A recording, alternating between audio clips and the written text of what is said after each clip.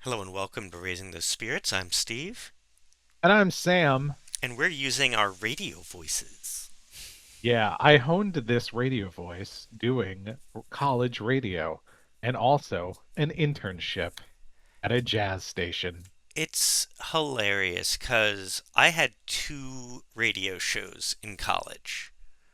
I had my own, and then I was on our good friend John's show. I was like, Oh yeah, I guessed on John shows at least once. yeah, I was on John's show every week I could make it when we lived together, which Oh, was that's which was most weeks.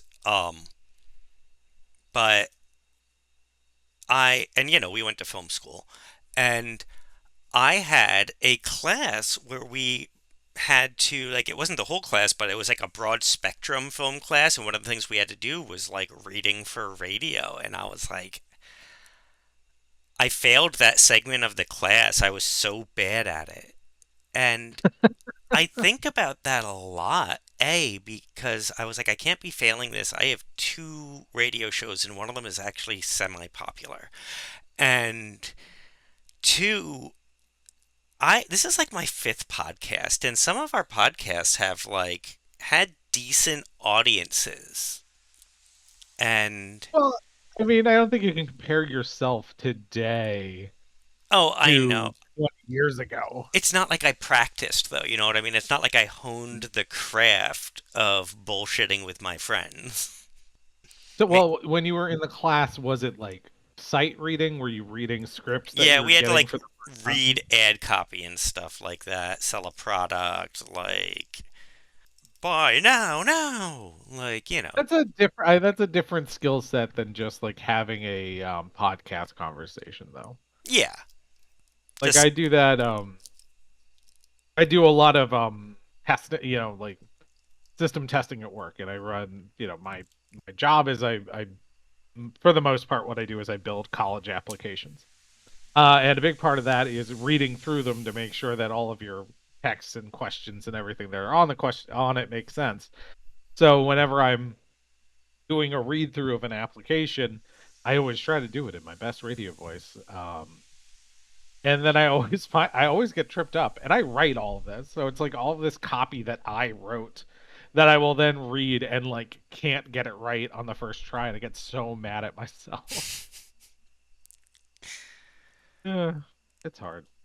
yeah, it just occurs to me sometimes. I'm like, okay. But right, it's very different, but I'm still just like 21-year-old me was so sure that this would never be a thing in his life that he just ignored that part of the class. And then podcast became the norm. It's true. It just is it's what all of us film students do now. Have we ever started off with a full digression before? No, that might have been a first. Okay, cool. I'm sitting here looking at it. I'm like, we're at the 3 minute mark and we have talked about nothing, and I love it. Our one person audience will be a big fan. Oh Um, yeah, my mom loves our show. does she? Hi, She Sam's told me mom. today. Hi, mom. No, my mom was telling me today she was enjoying a walk and listening to us. And I was like, it's nice. That is nice. I love your mom. She's so good. She's great. Oh, anyway. Anyway, so this week it was my week for Cryptid, and we are in Mississippi. We're back down into the South. Ooh. And Never I, surprised what state we're in because we go alphabetically. yeah, I just feel like we spent a lot of time in the South already. Hmm. Because, like, like, a lot of, like, New England is, like, New York, New Jersey, like, Pennsylvania. Like, it's the second half of the alphabet, Rhode Island. So, I Oh wasn't. yeah, spoiler warning. Next week is going to be Missouri, which is also the Oh, South. But then we get to go up no, to Montana. no, this week's Missouri. Oh, this is no. You said this week was Mississippi. I did Mississippi. Minnesota. There we go. You're right. You're right. They're all the same flyover area to me. Uh, so I wasn't excited about Mississippi because, especially in this area, we've just had a lot of the same historically. I mean, I think I even might have skipped um, one or What did two we of skip? I these. think you skipped.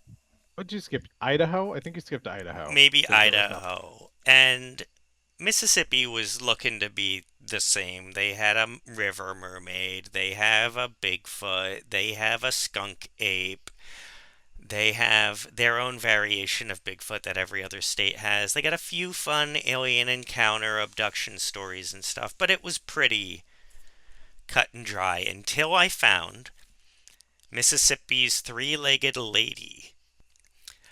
And we finally have a All cryptid right. for like the first time in a while. Okay, yeah, we've been kind of skirting the line on this segment. Yeah, a lot of the times we've been like, it's a bear. Like, it's just a bear. So for the three-legged lady, it's it's awesome because it's not in the general Northwest area. It is on a specific road between specific addresses, Sam. These people have narrowed this down, so long as you don't go into this area, this cryptid won't bother you. So the so we know their mailing address, the mailing address of this cryptid. Yeah, the three-legged lady is known far and wide, but locals report that most sightings take place between 2661 and 4548 Nash Road In in what town? Columbus. Okay. Okay, I feel like that if they've narrowed it down that far and we haven't captured the three-legged lady, we're not doing our jobs. It's a Someone's not doing it. I'm looking at pictures of the road and I watched some videos. It's a like partially flooded dirt road. So, I don't know how well traveled it is, but so she doesn't just haunt the area. She's not just like a lady in white or something that you see on the side of the road. If you stop on Nash Road between these addresses, turn off your headlights, honk the horn 3 times. The three-legged lady will knock on the roof of your car and then drag race you by running really fast to the end of the road, slamming her body into you the entire time like chariot race style. Because more legs mean more speed. Yes. So I love this. She is the we haven't had a cool cryptid in a long time. I'm like, this is the most radical cryptid. You pull up in front of her house, you give her the signal, you honk 3 times, and she lets you know when she's ready, and then you drag race. Um, Oh man, she is super cool. so one of the legs seems to be rotting and sewn to her body, so I don't know Oh how no. functional it is, but she can run as fast as a car. There's a few variations on what the deal is with the leg. Some people say it's uh, was removed from a dead lover and attached to her own body. Others say it's the ghost of a mother searching for her dismembered daughter, and all they found was her leg. Others think it was like a satanic cult thing. So no official origin to the story, but if you want to race a ghost, if the world of man isn't giving you enough competition in your street racing, head down to Nash Road in Mississippi and race a ghost. Yeah. No, I am totally down to do that. Let's find Honestly, this lady. this seems like something you and me would have come up with in a segment after a bad mid-journey thing gave a woman 3 legs. And if it was one of those nights that like you and me had each finished our cocktail already. Yes, if we were pretty inebriated, I think we could have come up with this. You get- God, you gotta wonder where this one comes from. Right? So I don't have a ton of statistics on it. It popped up in a lot of searches. It's like, I mean, it's narrowed down to an address, but it's not like people have been seeing it since 1985 or there have been over 300 sightings. You know what I mean? There's none of that data. I'm like, how do you just get like super detailed cryptid info or statistical info? Do we have to pick one? It's this is wild. I'm looking up Nash Road right now just to see what kind of a road it is. Yeah. Looks pretty rural.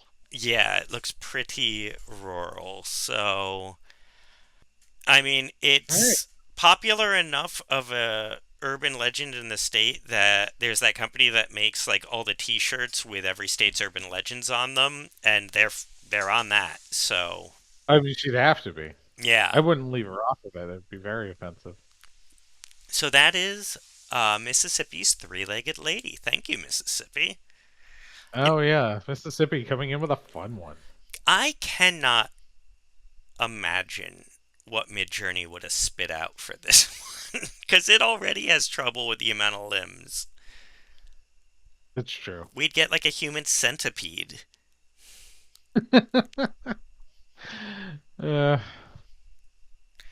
well, Steve, what are you drinking? So I'm not actually drinking this drink because of one of the ingredients, but I found it and I wanted to expose the universe to it.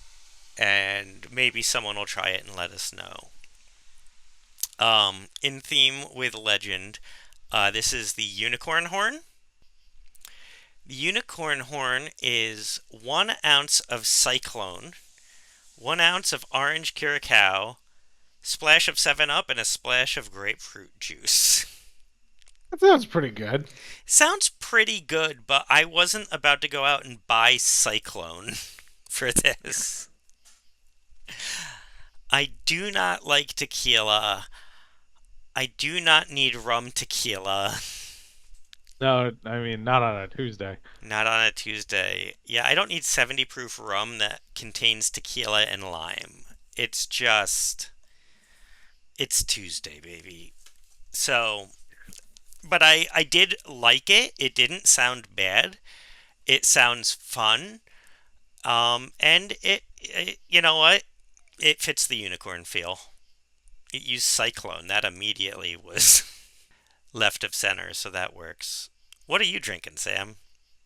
Well, I'm drinking. We had it up in the same situation, so I'm drinking a ruby red grapefruit polar seltzer.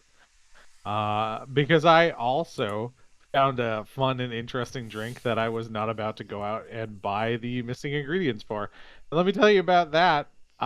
It was called the Whimsy of Night that I found online, and it is 2 ounces of gin, 1 ounce lavender liqueur, half an ounce of fresh lemon juice, and edible silver glitter for garnish. And I don't have any lavender liqueur, but I do have lavender essential oils, Did which you are did edible. you smell it? Did you? No, I did not. I had thought I was gonna do my thing where I tried to like substitute one ingredient for another similar ingredient, and I thought, you know what? I don't have the glitter anyway, so why would I do that? But I thought that sounded cool, so also wanted to put that out onto the internet. While I sip on my ruby red grapefruit seltzer, because again, it's Tuesday. We both copped out. We've been copping out a lot lately I on our cryptids or our drinks. I'm glad you shared that because that actually sounds really up Petra's alley. Oh yeah. Yeah, and Oh, let's we get we some of that liqueur. we don't have lavender liqueur, but we do have lavender syrup for making lavender sodas. Oh, there you go. I did find another. What did I find? I found another one that had a lavender syrup in it. Let me see if I can find that. You know, when I was searching for like unicorn cocktails and stuff, I expected more lavender, but no. Yeah, if you look up legend, I looked. What did I look up? I think darkness themed cocktails, I and I found a website that is OPOMNIA.com. I don't know what that's supposed to spell. But it had a lot of stuff with those kinds of drinks on it. yeah, I went through a whole gambit. I looked up a Tim Curry cocktail. I looked up what is Tim Curry's favorite cocktail, Legend cocktail, Lord of Darkness cocktail, and I just wasn't getting anything. And then I tried Unicorn Horn and this popped up, and I was like, that looks good. So, yeah, it was a journey to find one for this one. Speaking of journeys, you know who went on a journey in this movie? Tom Cruise's center Tom tooth. Cruise. Right, he does have a center tooth. I don't It's normally weird. notice Look at it, pictures of but at the very end, like during the happy ending, the camera angle makes it like front and center, and it's all I could see. I was like, oh my God, he does have a center tooth. I never thought it was No, real. look at any picture of him. You can really tell that he has one tooth right in the middle of his mouth. It's it's like he's a cartoon character and someone punched him really hard in his face and like his face stayed the same shape but like his teeth went over half an inch. It's funny because I mean, like this is 19. What was this? 85. So this Yes. 1985 Tom Cruise. This is still an awkward phase Tom Cruise. It's the longest his hair has ever been naturally in a movie. Right. And it's just like, yeah, I was watching this. It's like he looks so young, and he doesn't look. You wouldn't know that he would end up being like as good looking and like still a star today. Watching Legend, he looks so awkward at points in this movie. I don't know. It's just so I was like, oh my god, I can't believe you end up being today's Tom Cruise. I Yeah, don't know if that's a good thing or a bad thing either. there were a bunch of other weird people considered for the role. I know Jim Carrey was up for the role of Jack. So was Johnny Depp and Robert Downey Jr. It's so funny because you say like so. Imagine like okay, so here's a 1980s synth soundtrack, medieval Dungeons and Dragons type movie. I don't know, like yeah, you're telling me Tom Cruise is in that movie, that makes sense. You're telling me Robert Downey Jr. or Johnny Depp, I can see that them in the 80s for this. I don't know, maybe I just don't know any like mid 80s Jim Carrey movies to get an idea of him in this part. But You ever that see does Once not. Bitten? What year was that? That was later. 1985. Was that 85 That was was Once Bitten? 85. Oh. I think I that's what he definitely did could instead see. of Legend. I don't know what the smart move was there. That's hard um, to say. I That think was kind of Downey a Jr. would have been a really interesting pick for it. yeah, he'd have been good. He'd have been good in this. But yeah, young, it's jarring how young Tom Cruise is. And because it's funny because Mia Sara, it's not jarring at all because most of her career was that age. So like that's just what Mia Sara looks like to me. Yeah, I have no idea what Mia Sara looks like today. I don't. What was the last thing she was in? I'm looking her up now. She does like Nothing in nothing a big. while. Yeah, no, she I mean she's married to Brian Henson. Oh, really? Yeah, so Jim Henson. yeah, Jim Henson's son, head of the Muppet Workshop. So maybe Oh, she okay. does work with that. Maybe she's just retired because she married into the Henson dynasty and still gets her Ferris Bueller royalties. Like, I'm sure she's still getting those big fat Ferris Bueller checks. so That's right. They're playing it on a marathon on TNT. It's gonna be a hot weekend for Mia Sara. yeah. And I mean, Time Cop is one of those like crappy like FX Saturday afternoon movies. So like she gets her due between I Legend. do not. I do not remember the last time I watched Time Cop. That had to have been like early high school, I think. Oh yeah, but it's like there's always a bad Van Damme movie on the weekend if you you know channel surf long enough. Oh, and you know what? Mia Sara might have been our first live action Harley Quinn. She was in Birds of Prey. Because she was Harley Quinn on Birds of Prey, which was a very short lived show that I watched. over 20 years ago. No. Oh no, you're right. I wouldn't Oh really no, count it this was recent. from over 20 years ago. Oh, that hurt. That hurt me right in my millennial soul and back. Yeah, sorry. That show was not good. It was super 90s-y, even though it was the 2000s. Oh, man. Well, it was still the Anyway, WB back then. We need to move on listen, from this. This we entire need to episode's talk a about Legend. digression. It's too far off the rails. Legend. This Legend. is a what would you call this? Is Dungeons and Dragons made into a film? Oh, this is 100% that, or like it's the closest thing we've ever gotten to a Legend of Zelda movie. Hey, this was a couple of years before the first Zelda game, wasn't it? What was it? When did the first Zelda game come It out? was, and there was a rumor forever that it was the inspiration behind Zelda because it's Oh, so similar. Um, but it's not true. But I mean, I you can totally see where that came from. it's one of those things where I just don't think Ridley Scott, who directed this movie, sat down and played through Zelda in or oh no, I got it backwards. I just don't think the people who made Zelda probably didn't like sit down and watch Legend in Japan and then made their game. I just don't think there was any crossover there. I would find it very surprising, but man, do they hit the same notes in Well, big ways. first, I agree with you 100%. But our legend is not the legend that the rest of the world got. Please explain, because I have no idea. I do not know what you're saying, sir. Last week, I asked if we were doing the normal cut or the director's cut.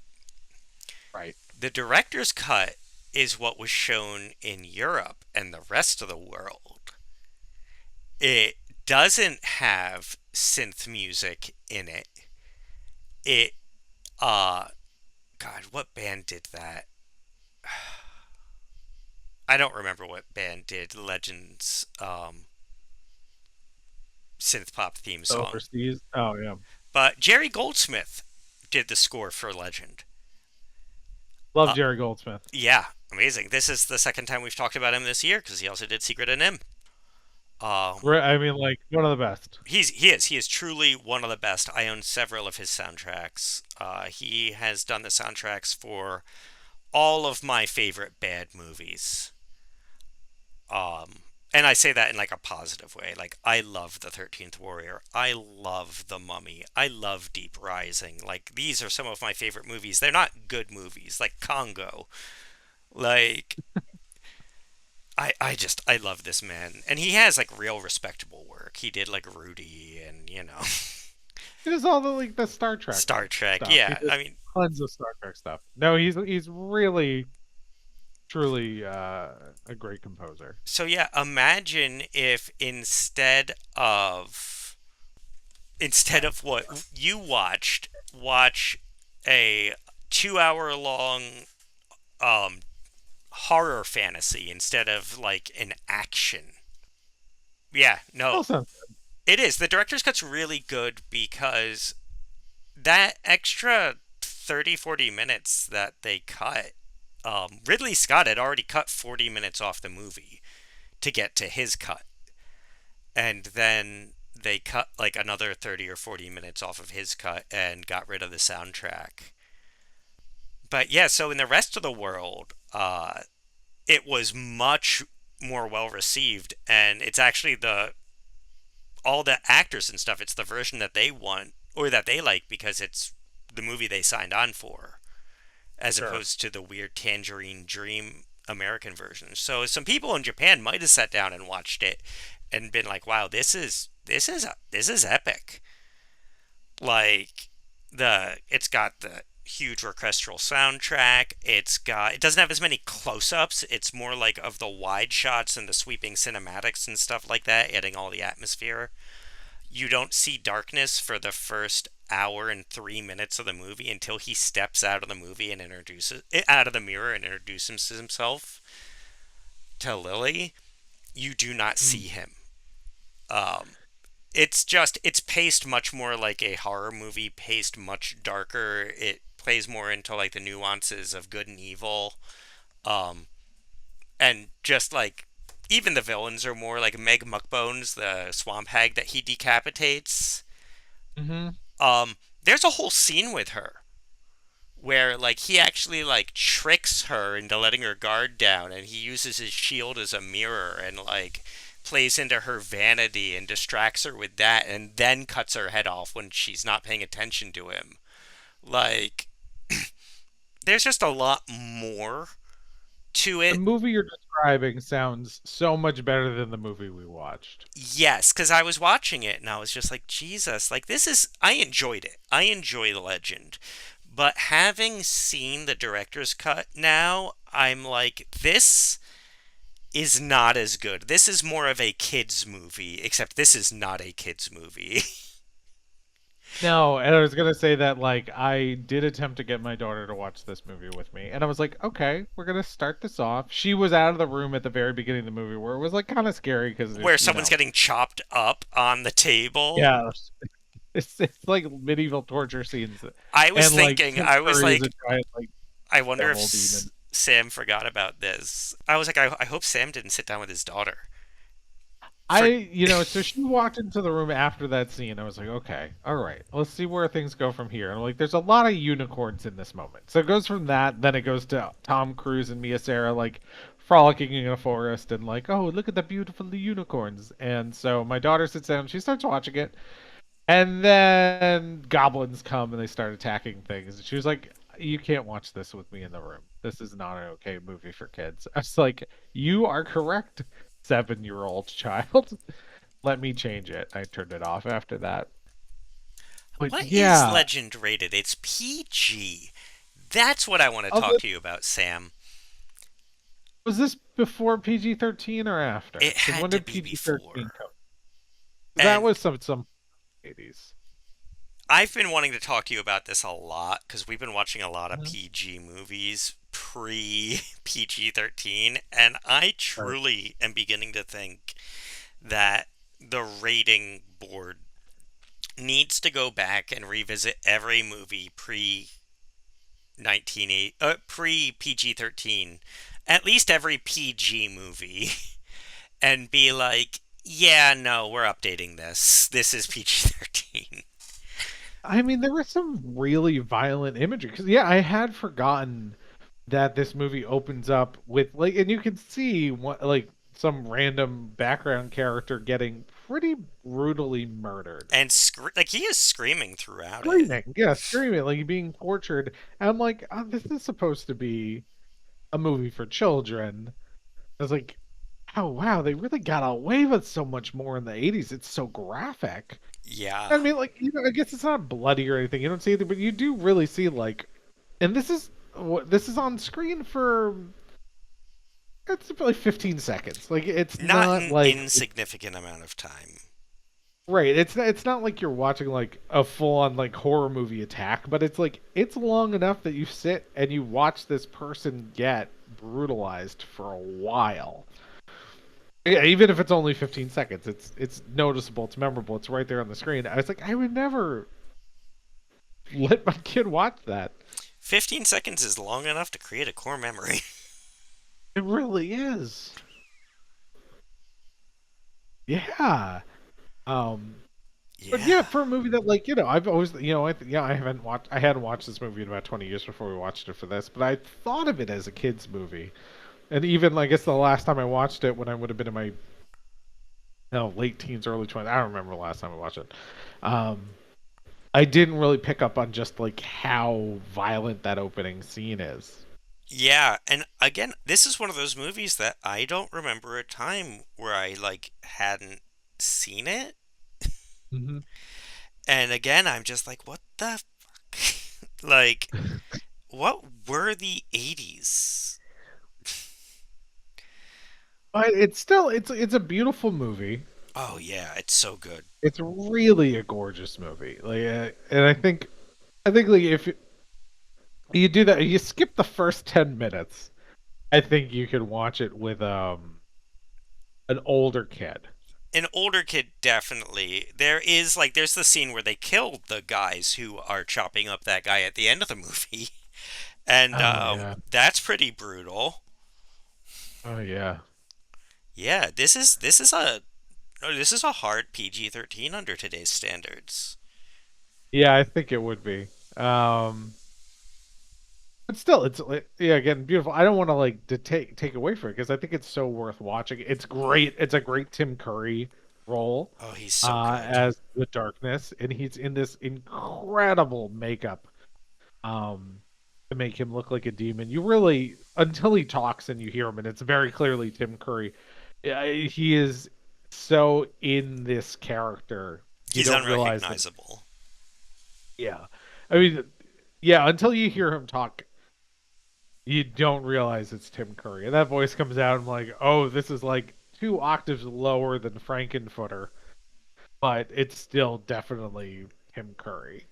There's some, That's yeah, and I love his voice work. He does incredible voice work, and it really comes through here. yes. That's a Frankenfooter is actually how he got this role.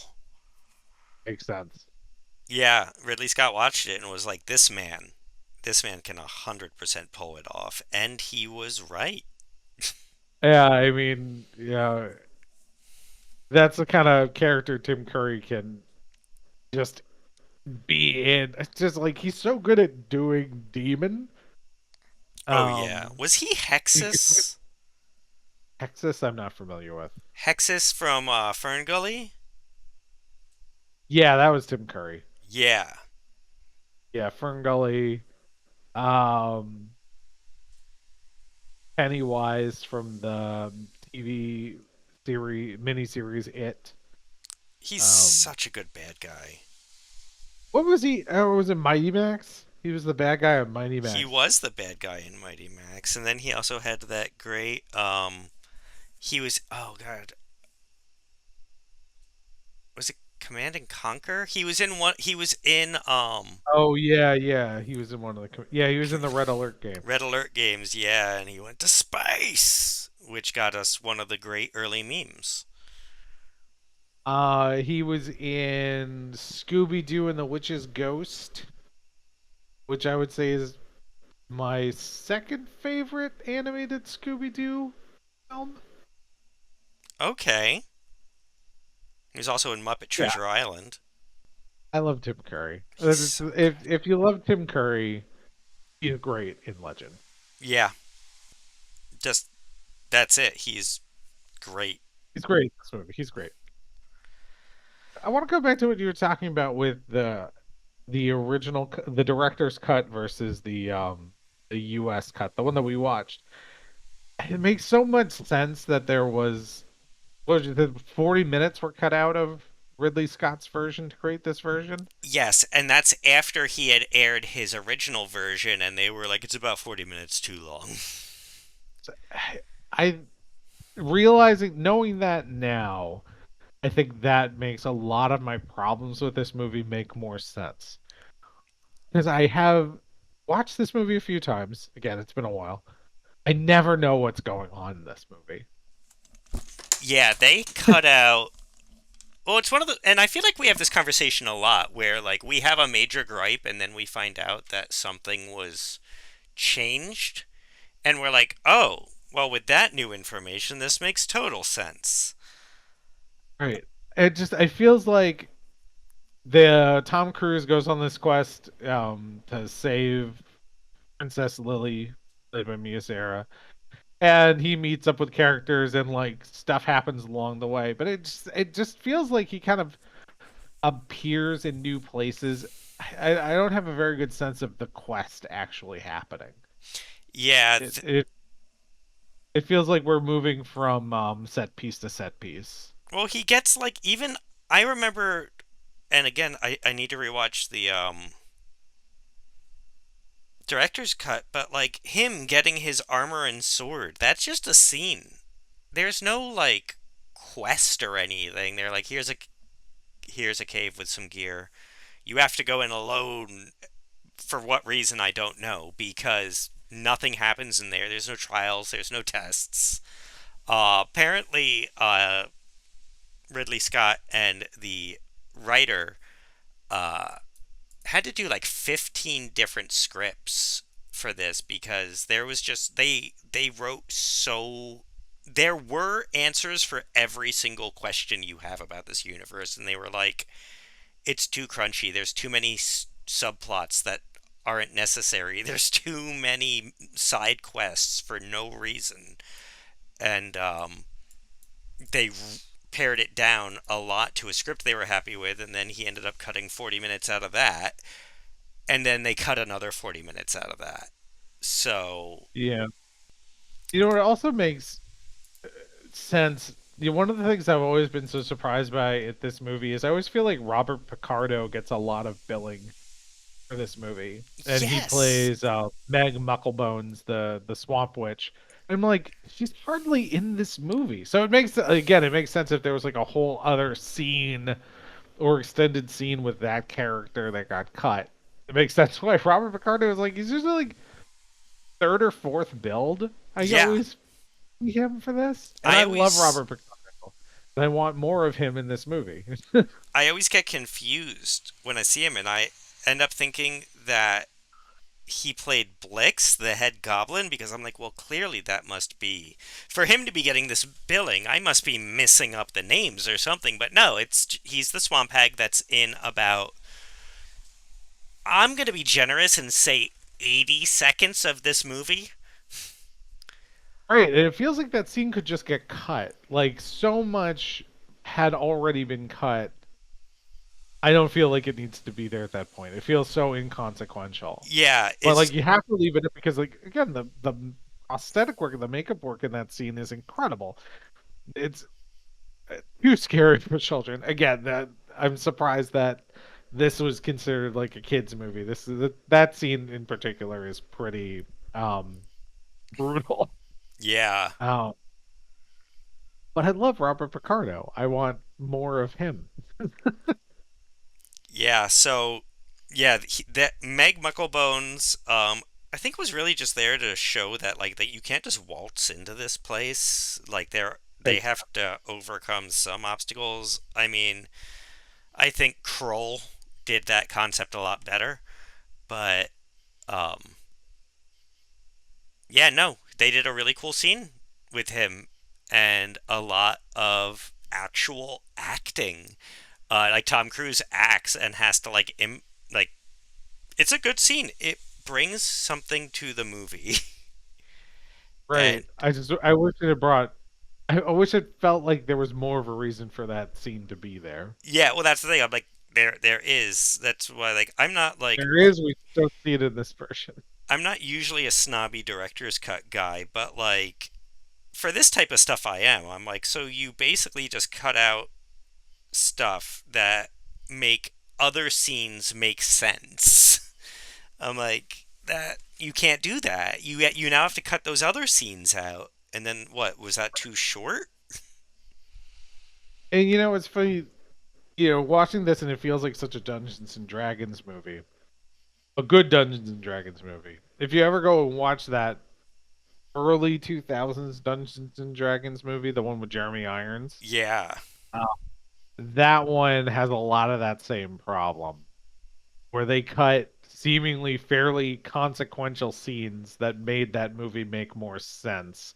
I think because of the budget would have, the special effects required would have destroyed their budget. But you watch the deleted scenes from that movie, and I'm like, oh, now I understand what the hell was even happening here. Yeah. I haven't seen the director's cut for that, but I did hear that like if you put the deleted scenes back in, at least characters make sense. Yeah, and definitely, I'm not going to say go out and watch that. I don't recommend going out and watching the early 2000s Dungeons and Dragons movie. It is not worth the time.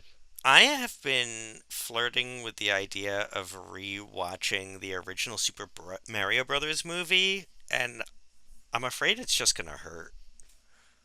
I mean, I feel like if we're gonna let's do that for this show at some point. Okay. Um, I liked that movie.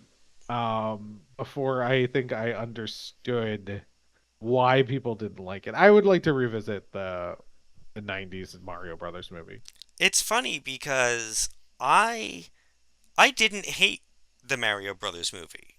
Like it wasn't Mario Brothers, but it was good. It was like a fun little stupid romp to me back then.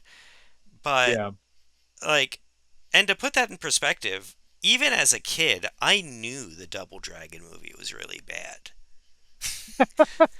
I forgot Like about that one.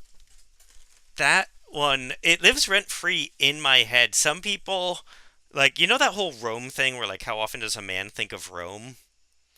Oh yeah, When I think of Rome, I think of the Double Dragon movie. Double Dragon is your Rome. No, literally, if anyone mentions Rome, I don't think of Rome. I think about the Dungeons and Dragons movie. Not the Dungeons, sorry, the Double Dragon movie. Because Why? there's a terrible scene. I think they were trying to cash in on the Ninja Turtles movie, so they're having like a fight in this arcade. And like the big bad is trying to kill one of the brothers, or maybe the brothers are fighting, but he's telling the story of the founding of Rome. And Romulus and Remus were brothers, and Romulus killed Remus. And like it's like the one brother going to the dark side trying to kill the other brother.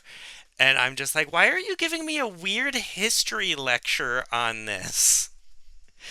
And it's burned into my some weird synapse in my brain. So if you bring up Rome, I'm like, ah, yes, Romulus and Remus, like in Double Dragon. Like in Double Dragon. Okay, that makes a lot of sense to me. I have not seen Double Dragon, I think, since it came out. So I do not recall that. But I do remember it's the chairman from Iron Chef America is one of the brothers, and the other one was Scott Wolf.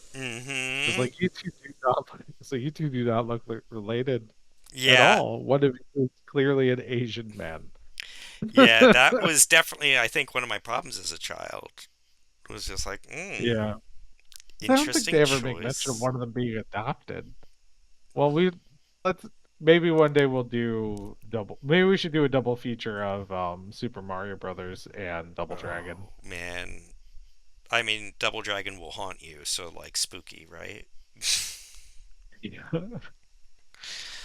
Oh my God. Yeah, I'm into it.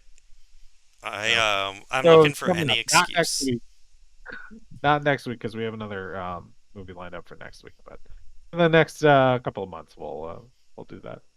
This is fun. I'm enjoying these more fringe elements. We should talk about Legend a little though, because we're at like 45 minutes. That's We've true. done like Legend. weird trivia and stuff, but yeah, no, it's a whole bunch of scenes stuck together. Like where Brown Tom is fighting off the goblins trying to save the unicorn and just doing like a weird Samwise Gamgee frying fan dance. Like, where does that fit in this movie? Like, it's fun. I understand No. why I loved it as a child, but I'm like, that's one of the scenes that you kept. Um, I don't know. Decisions were made. It Yeah. was well acted though. Like, and No, I think everybody's really giving it their all. I would. It's a shame that the version that we got is so chopped up because it's pretty obvious.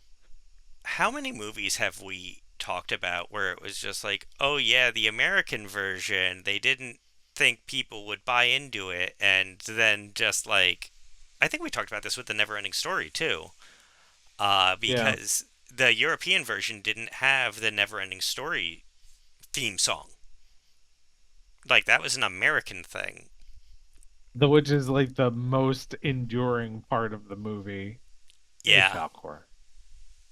Um, but yeah, because I remember when we watched, you showed me this movie when we were in college, and I remember watching it and thinking like, I don't know what is happening in this movie. Maybe I'm just not paying enough attention. And then I watched it again 3 days ago, and I was like, oh no, I have no idea what's happening in this movie from scene to scene. Yeah. Well, And that sounds like I'm not endorsing it. I'm absolutely saying adults should watch this movie. not with their children, um, as we discovered. But it's such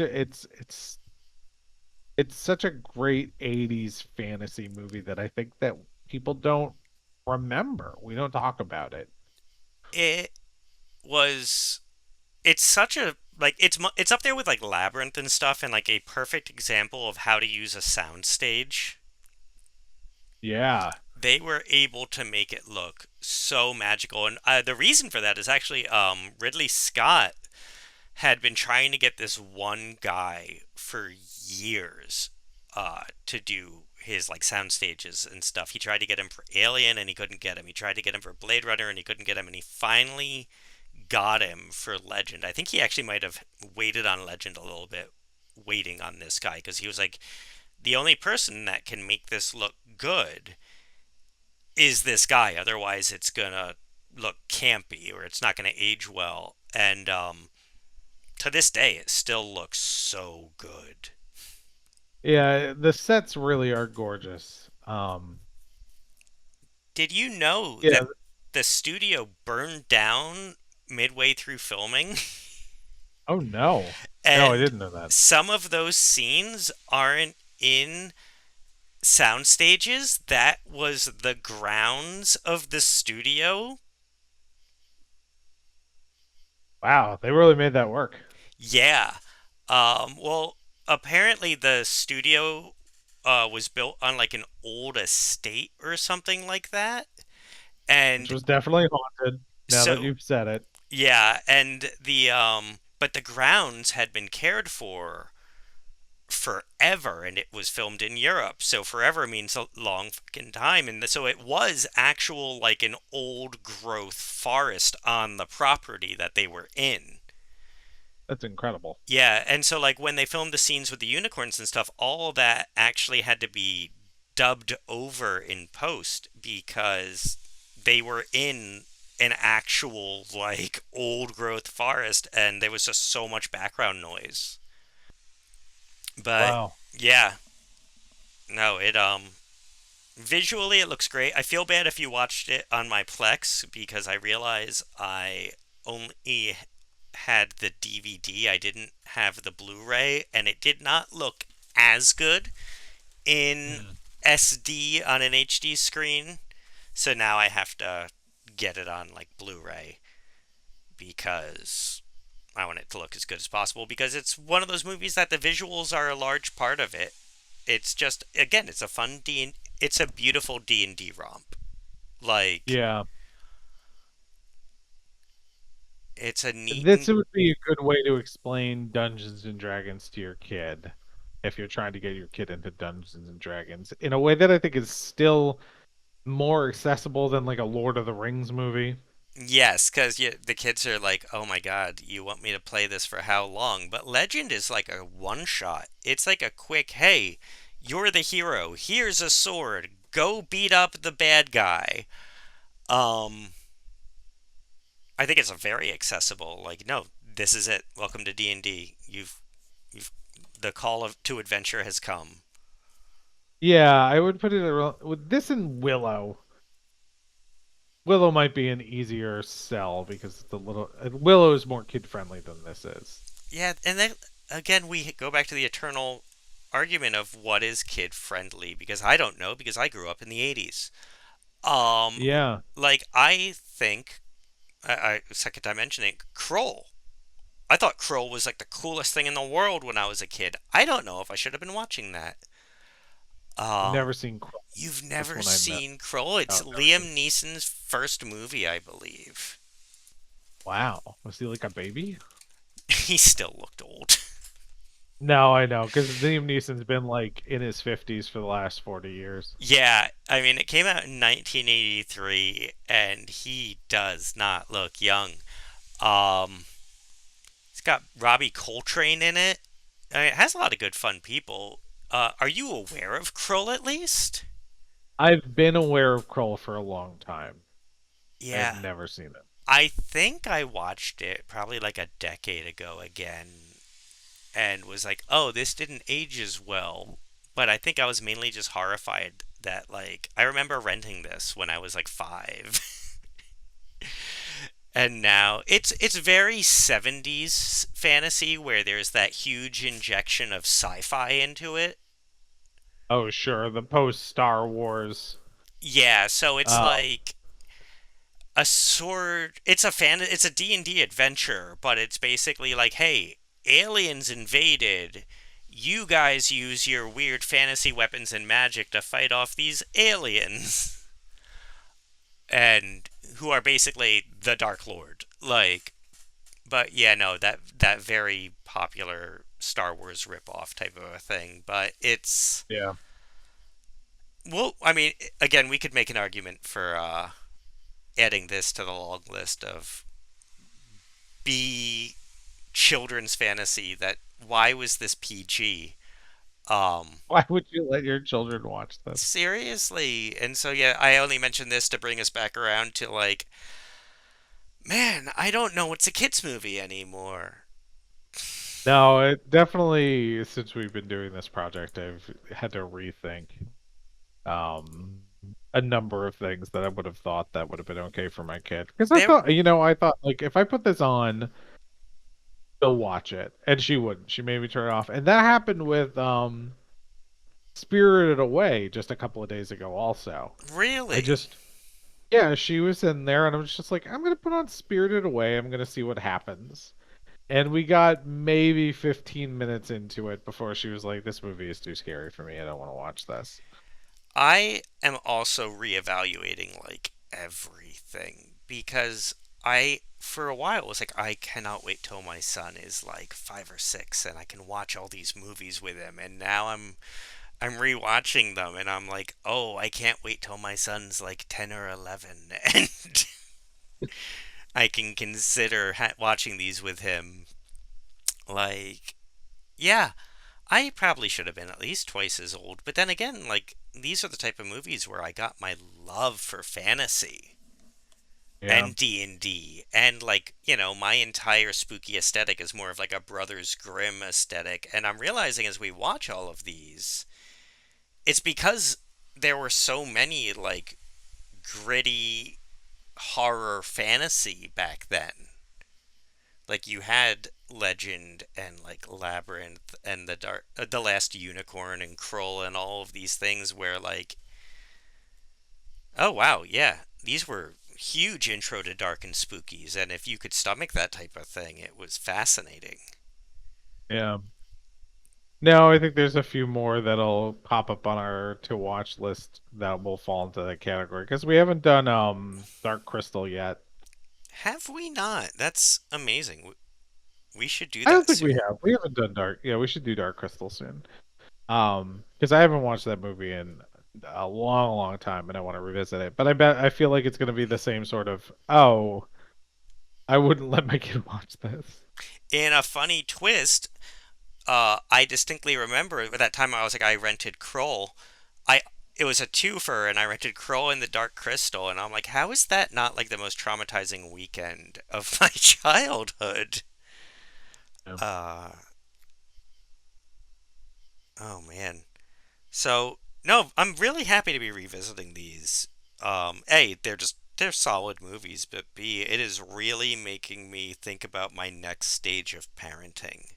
So if you even if these type of movies aren't necessarily like your bag, um, they might be worth watching just to kind of start those conversations in your head because I'm sure everyone has a few things that they were like, "Oh yeah, totally watching this with," and now there might be a little bit of apprehension. Yeah. Go back and watch your childhood favorites and reevaluate them. If you're an And 80s kid like we are, that's the thing, it's like you're not going to be to surprised. like Sam's mom, if you're listening, this isn't a critique of your parenting at all. Like No. it was the norm for us to be watching these things. So it's like it's not even like a call out on my parents or anything where it was like what was wrong with them because This is what was available. yeah. And it was the same thing. The thing is, you would go and you'd rent something from Blockbuster, and that was just what you had. You watched it. Mhm. With some throwing something on streaming and my daughter saying she doesn't want to watch it. I'm like, okay, whatever, I don't care. Yeah, I'll flip it off for something else, and she can watch whatever. If it was a Blockbuster tape, That was it. you'd have to drive to the store. It's like this is what we got. This is what we're watching. So it's because there are other. So it's so easy to just try something else now. You don't need to commit to it. That's how I saw Jaws 6, or not Jaws 6, Jaws 3 at like the age of 6 because it had been rented, and basically, if it was too much, I could leave the room. Yep. Um, which, holy crap. Uh, but yeah, it's just like because to this day, I've always been like, why did I watch Jaws 3 at such a young age? And that's the reason. It's because we had rented it.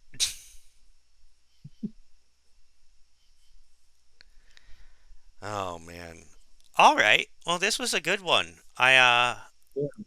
Check it Totally out. worth watching not with your kids under 10. Yeah, not with kids under 10, and go for the director's cut if you think your kids are able to handle a 2-hour movie because it is a much more enjoyable experience and it's a much better cinematic experience. Um, you get what the original vision was a lot clearer this way. So check it out. Let us know what you think. If you haven't seen Legend, let us know. And Yep, and you can, as always, you can find us on Facebook and Instagram. We are at RTSpiritsPod. And we want to hear your thoughts on Legend, and we want to hear what you think we should cover in the future. all right. Thanks for joining us. I'm Steve. And I'm Sam. Good night.